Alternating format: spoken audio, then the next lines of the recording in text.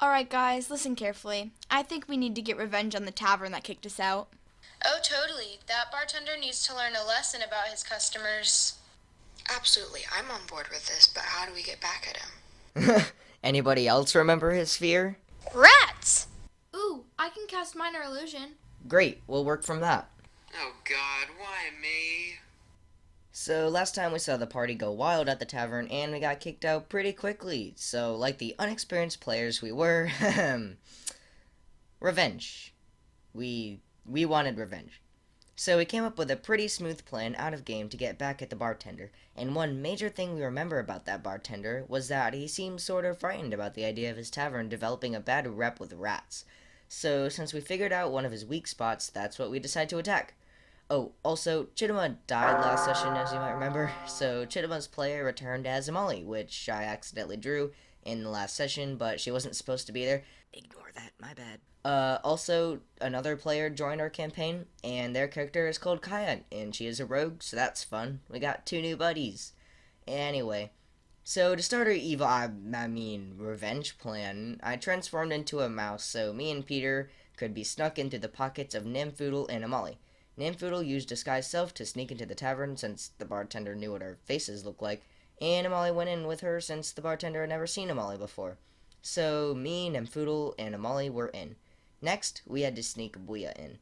So Booyah hid her face and tried to walk into the tavern, but the freaking bartender got a critical success on his perception check and immediately spots her.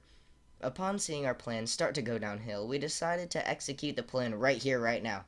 So Namfiddle cast Minor Illusion to make it appear there was a pile of dead rats on the floor as she and Amali scream, Rats! while me and Peter jump out and start running around the tavern wildly.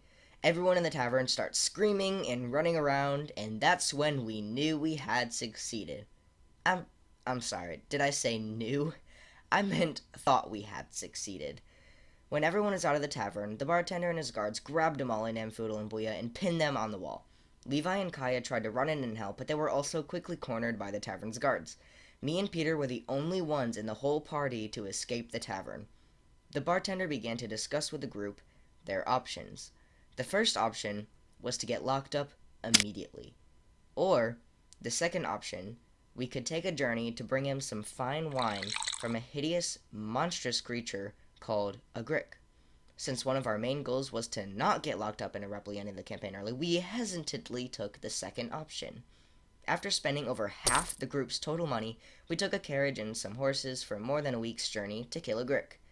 On our way, we came to a small town, the town of Greenden. It seemed to be a pretty stable village, and we decided we had better stop to rest and eat. So we came upon a nice restaurant that was clearly very popular in the area, and sat down to eat. Before long, a scholar had appeared in the doorway with some interesting news. Your attention, please. It has come to my notice that an abnormal man with a strange figure has presented himself to some villagers. Now, this information is still new and rather foreign for me, but his intentions do seem hostile. If you have further information, you are well to take it up with me. This message is merely a warning, and furthermore not a clear reason to panic.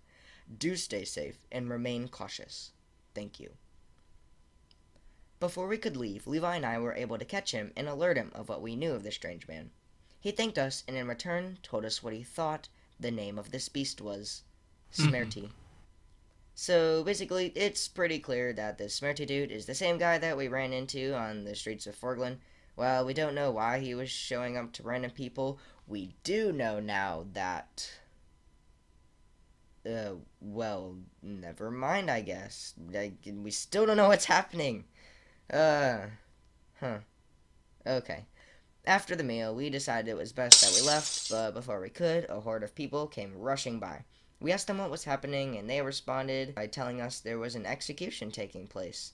We followed them cautiously to an open area, and on the other side of the lane was a man. A man who was about to be hung. A man we had recognized. A man who is also the scholar. Well, that's where we're gonna leave off for today. Wait, Peter, isn't there more to this session that you left out? Oh, sure there is. We left and fell into a hole and got knocked out.